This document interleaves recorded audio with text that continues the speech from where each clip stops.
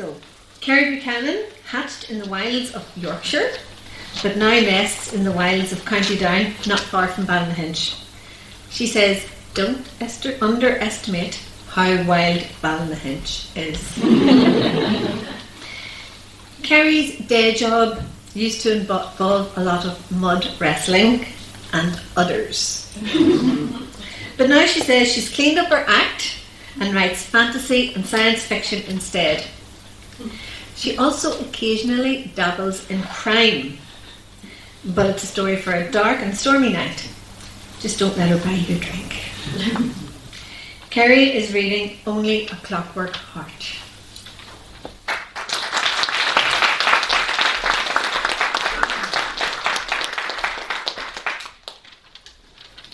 Thank you, Biddy, for the introduction, but I don't thank you for putting me after Jay, because how does anyone follow that? Honestly, how does anyone follow that? Cheers, Jay. Only a Clockwork Heart. It's a fairy tale from a slightly different perspective. Bianca danced with steps, light and true, the envy of all, until the moment when her clockwork heart began to fail.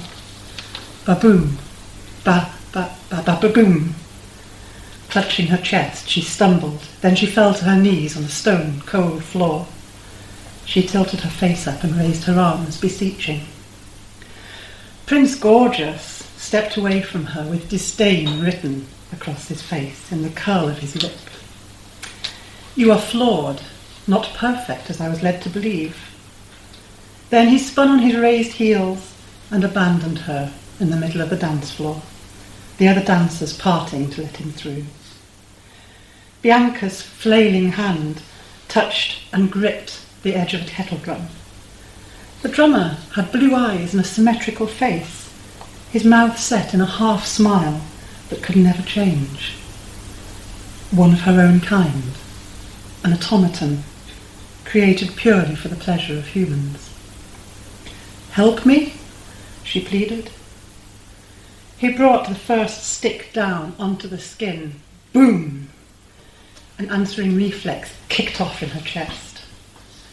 The orchestra wavered, distracted by the unexpected beat, but they recovered so quickly that the dancers barely noticed.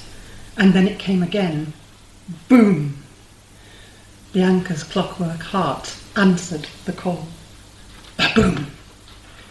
Her cheeks flushed from porcelain white to the faintest of rose pinks.